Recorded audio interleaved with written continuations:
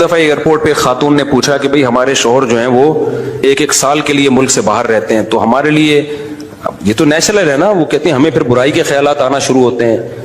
تو انہوں نے کچھ سوال پوچھے، وہ حیا کے خلاف ہیں، میں اس کو نہیں یہاں ڈسکس کر سکتا.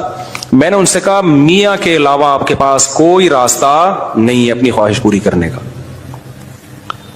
تو وہ کہنے لگے پھر ہم کیا کریں، میاں بھی مجبور ہے. وہ کہہ رہے میں کیسے، اور اپنے ساتھ رکھ نہیں سکتا میاں، کیونکہ جو ہے وہ اس کے پاس اتنی تنخواہ نہیں ہے کہ بیوی کو رکھ سکے. تو چند کیس ایسے ہوتے ہیں. اصولی طور پر تو میاں کو چاہیے اللہ پہ توکل کرے، غریب بھی ہے نا اپنے ساتھ اپنی بیوی کو رکھے.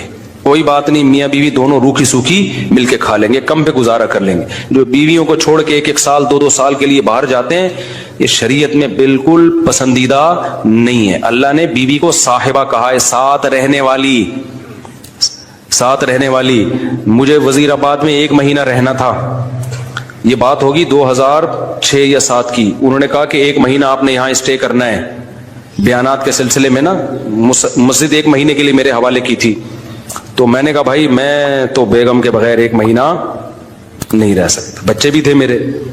تو میں نے کہا 1 مہینہ میں نہیں رہ سکتا، مجھے بیگم بچے چاہیے، ان کا بھی ٹکٹ دو تو میں یہاں رہوں گا ورنہ نہیں رہوں گا. تو انہوں نے پھر بیگم بچوں کا بھی ٹکٹ دیا.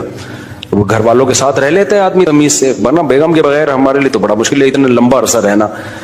مجبوری میں رہنا پڑتا ہے تو ایک الگ بات ہے، لیکن ہے مشکل کام. چاہے کتنے بھی آدمی کے میاں بیوی میں جھگڑے ہو نا، نہیں رہ سکتا بھائی.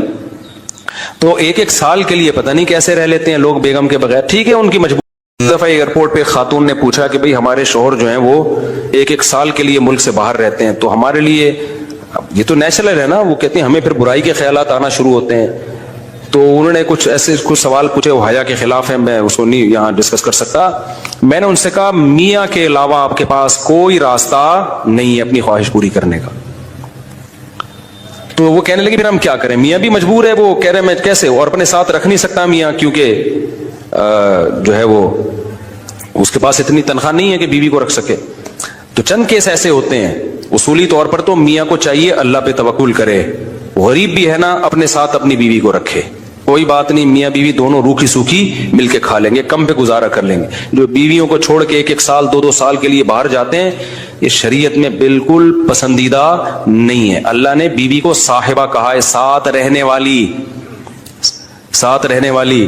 مجھے وزیر آباد میں 1 مہینہ رہنا تھا، یہ بات ہوگی 2006 یا 2007 کی. انہوں نے کہا کہ 1 مہینہ آپ نے یہاں اسٹے کرنا ہے.